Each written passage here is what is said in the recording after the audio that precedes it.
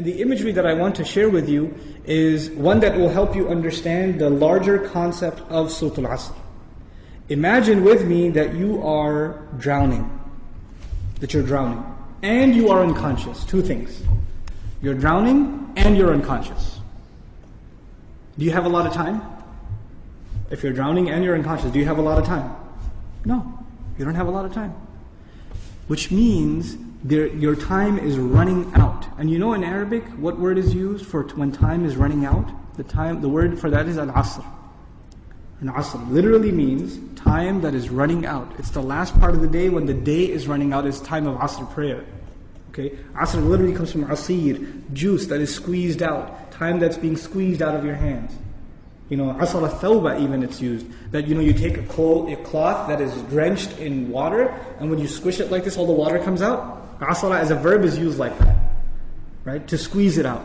So Allah talks about this time. You're drowning, you're unconscious, your time's running out. What's the first thing you need to do to be able to survive if you're in that position? If you hope to survive, what's the first thing you're going to need? What do you think? Wake up. That's the first thing you're going to need. If you're unconscious, then you're finished. The very first condition has to be you have to wake up. And even if you were in the most wonderful dream, and in your dream you were enjoying the greatest success, you're driving a Ferrari down, they have these car commercials with the hills and the highways on the side, the water on the other side, right? You're in one of those cars, the top's been dropped off, and you're just cruising along the highway, enjoying life. That's your dream. But when you wake up, what do you realize? You're drowning. You're underwater. That's the first condition. You have to wake up.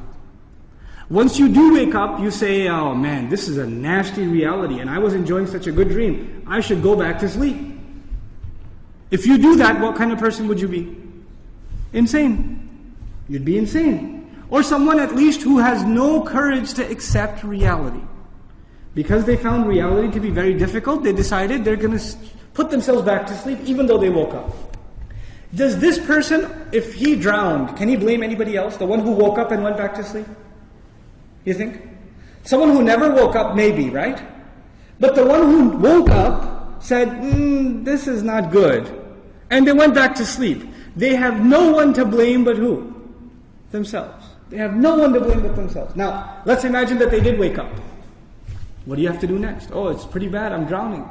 Even if you don't know how to swim, will you not use every muscle in your body to make certain kinds of motions to go towards the surface? Wouldn't you do that? And you will make certain kinds of motions that make you go further down, and certain kinds of motions that will make you go up. And once you discover which ones help you go up, you will only do those, right? You will do those. In other words, the first thing was you have to wake up. The second was you have to swim. You have to do something to try to get to the surface.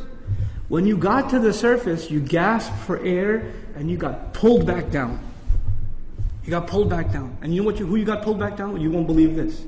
There's a chain around your foot, and your relative, your cousin, is sleeping, and he dragged you down. And now you're drowning because of your sleeping cousin. What do you have to do now? You got to wake him up. And you're not even waking him up because you want to save him. Who are you waking him up for? Maybe you want to save him, maybe. Maybe you don't even like your cousin, I don't know, right? But what's the point? The point is you're trying to wake him up because if you don't wake him up, who's also going to drown? You yourself. So you wake him up, and he says, man, I was driving a Ferrari, you woke me up for no reason, I'm going back to sleep. Forget you. Can you just say, okay, well, I didn't like you anyway, suit yourself? Can't do that. If he goes to sleep again, what are you going to do?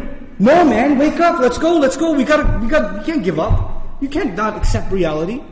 And you have to keep trying to wake him up until he finally says, okay, fine, what do we do? He says, you say to him, let's swim together. Both of you come up together. The third time, you both get pulled down by your grandmother, by your aunt, by your neighbor, by your son, by your daughter. Does the process continue? The process continue? There's a 4-part process to this people surviving. The first was they had to wake up themselves. Then they had to try to swim. Then they had to tell other people that they're tied to, this is the truth. Let's go. And even if they got tired and one of them said, man, I can't do this anymore. We've been doing this now over and over again. I don't know if I can do it anymore. And the other one says, no, We are all going to survive together. You have to do this. Come on, let's go, let's go, let's go. Keep going, keep going. You ever seen those kinds of movies where they're trying to escape from some army and one of them gets tired and says, I can't run anymore. What do the others do? Come on, let's go, we can do this, we can do it. And they get him to run anyway, even though he thinks he can't run anymore. They work with each other because their survival depends on each other. They work together desperately. What does Allah say at the end of this surah? First He says, إِنَّ الْإِنسَانَ لَفِي وَالْعَصْرِ. First of all, time's running out. Then He says, إِنَّ الْإِنسَانَ لَفِي خُسْرٍ. I'll translate it, human beings are drowned in loss. You see the parallel? Human beings are drowned in loss. What's the exception? إِلَّا الَّذِينَ. Those who believed. Believed what? Allah didn't say, آمَنُوا بِاللَّهِ وَمَلَائِكَتِهِ وَكُتُبِهِ وَرُسُلِهِ وَالْيَوْمِ الْآخِرِ وَالْقَدْرِ خَيْرِهِ وَشَرِّهِ مِنَ اللَّهِ تَعَالَى وَالْبَعْثِ بَعْدَ. Nothing. He didn't mention anything. Even though all of those things are included. According to the siyaq of the surah, the context of the surah, what is the first thing these people have to believe? That they're in loss. That they're drowning. And if they do come to believe that, and they correct their iman, what's necessarily going to happen? They're going to swim and move upwards. How does Allah describe this action? وَعَمِلُوا الصَّالِحَاتِ. They do good things. They do things that help reconcile the situation. By the way, salih is an adjective here, salihat, jama' mu'annath salim, which is literally means that which corrects something. Something was wrong and it corrects it. So they do actions that correct the situation. Literally like the guy trying to swim. But because they were tied to other people, what else did they have to do? وَتَوَاصَوْا بِالْحَقِّ. They had to tell the other the truth. And it's not even أخبروا عن it. They told them about the truth. No. You have to wake him up and let's go, we have to go. No matter, and over again. Tawasi even has takrar in it.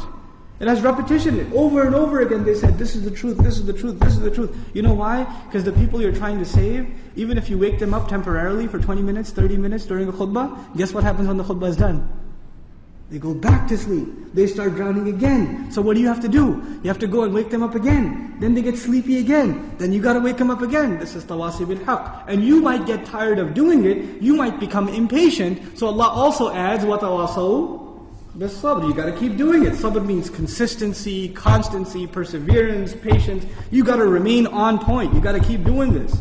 Because your survival depends on it. In the end, if you do all of these things but you have no patience and you give up, you drown too. So even if you had iman and you had good deeds and you told people about the truth but you didn't have sabr, you still drown. So how many conditions do you have to fulfill to survive? All four. All four conditions are required. They're critical and they're necessary. Which is why there's a wa in between them. You see the logical progression from iman to amilu salihat, to tawasaw bil haqq, to tawasaw bil sabr, beautifully articulated in this surah.